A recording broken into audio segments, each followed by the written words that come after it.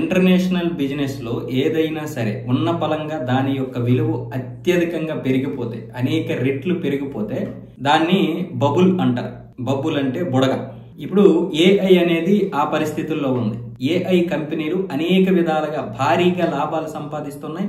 దీన్ని నమ్మి భారీగా పెట్టుబడులు కూడా వస్తున్నాయి. ఉన్న పలంగా ఏఐ వలన ప్రతి ఒక్క సంస్థ విలువ అనేక రెట్లు పెరిగిపోయింది. కాబట్టి ఇప్పుడు ఇది ఇంటర్నేషనల్ బిజినెస్ లో ఇది ఒక బబుల్ గా ఏర్పడింది. ఈ ఏఐ అనే బబుల్ ఏ రోజైనా సరే పేలిందంటే ఆ నష్టం ప్రతి కంపెనీ చవి చూడాల్సి వస్తుంది. అయితే ఇందులో 60% కంపెనీలు తట్టుకోలేవు, 40% కంపెనీలు తట్టుకోగలవు. కానీ 100% అన్ని కంపెనీలు నష్టపోవాల్సిందే అని సుందర్ పిచై గారు బీబీసీకి ఇచ్చినటువంటి ఒక ఇంటర్వ్యూలో మాట్లాడారు. మరి మీరు తట్టుకోగలరా అని అడిగినందుకు మేము తట్టుకోగలం, కానీ మేము భారీగా నష్టాలు చవి చూడాల్సి వస్తుంది.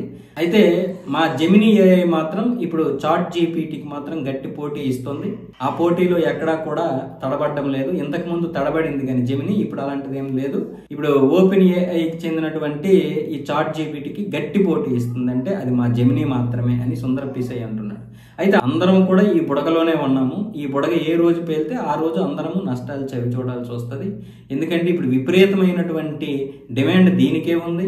పైగా ఇది అనేక రెట్లు పెరిగిపోయింది. ఇప్పుడు మా షేర్లు కూడా 46% పెరిగిపోయాయి దీనివల్ల.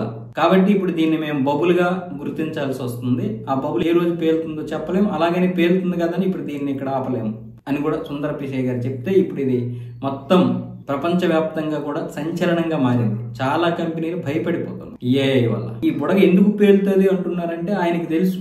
ఎప్పటి నుంచో ఉన్నారు. 2015 నుంచి ఆయన గూగుల్ సీఈఓగా ఉన్నారు. అంతకుముందు 10 సంవత్సరాలు గూగుల్లో ఉద్యోగిగా ఉన్నారు.